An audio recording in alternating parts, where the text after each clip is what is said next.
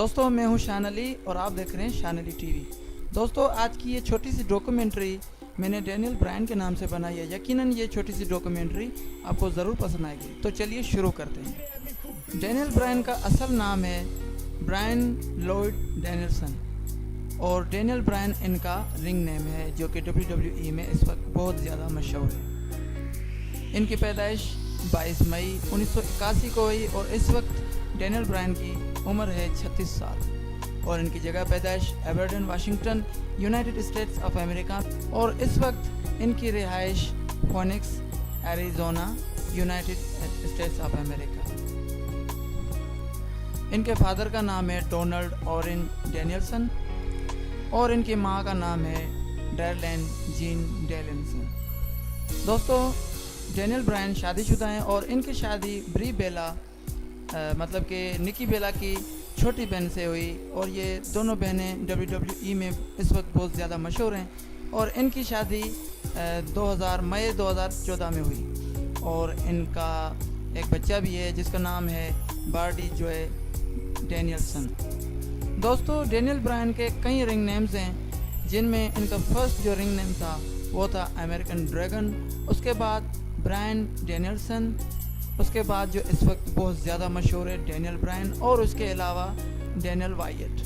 Daniel वायट इनका name तब था जब ये ब्रे वायट और ब्राउन स्ट्रोमैन की टीम में शामिल थे, तब इन्होंने अपना रिंग नेम डैनियल वायट रखा। लेकिन उसके बाद ये एक अच्छे रेसलर बन गए तो इन्होंने अपना नाम डैनियल ब्रायन रख लिया। दोस्तों डैनियल ब्रायन का कद 5 फुट 10 इंच है और इनका वज़न 95 kg है, 95 किलोग्राम इनका वज़न है और ये शॉन माइकल्स के शागिर्द हैं। शॉन माइकल को आप जानते होंगे, WWE में सबसे अच्छे रेसलर हैं और रह चुके हैं। दोस्तों डैनियल ब्रायन ने अपना डेब्यूट जो किया था रेसलिंग में वो किया था दिसंबर 1999 को। 1999 को इन्होंने अपना रेसलिंग का डेब्यूट किया और वो डेब्यूट WWE में किया।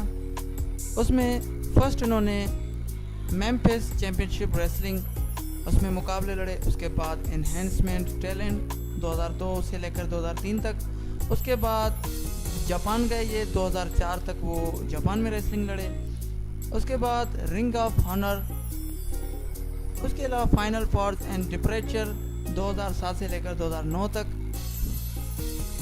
इंडिपेंडेंट सर्किट रेसलिंग में ये 2003 में गए थे और 2009 तक वहाँ पर रहे, लेकिन उस टाइम भी ये WWE के साथ साइनेड थे, लेकिन ये अलग से इंडिपेंडेंट सर्किट रेसलिंग में भी लड़ते थे। उसके बाद फिर इन्होंने WWE में फ्लोरिडा चैम्पियनशिप रेसलिंग में मुकाबले लड़े। उसके बाद ये NXT में आए द नेक्सस में 2010 में। उसके बाद ये फिर जो है इंडिपेंडेंट सर्किट रेसलिंग में चले गए 2010 में और एक दफ़ा ये फिर WWE में वापस आया और यूनाइटेड स्टेट्स चैम्पियनशिप का मुकाबला लड़े और वो मुकाबला जीत गए। उसके बाद 2011 में ये वर्ल्ड हैवीवेट चैम्पियन भी बने और 2012 तक ये चैम्पियन रहे। उसके बाद 2012 में टीम हेल 9 में ये CM पंक के साथ लड़े WWE चैम्पियनशिप और वो मैच हार गए।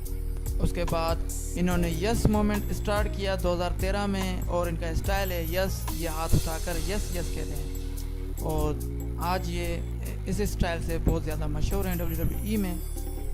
2014 में डैनियल ब्रायन पर हमला किया केन ने, इनका जो नेक जो है उस पर बहुत ज़्यादा चोट लगी तो नेक की सर्जरी भी हुई।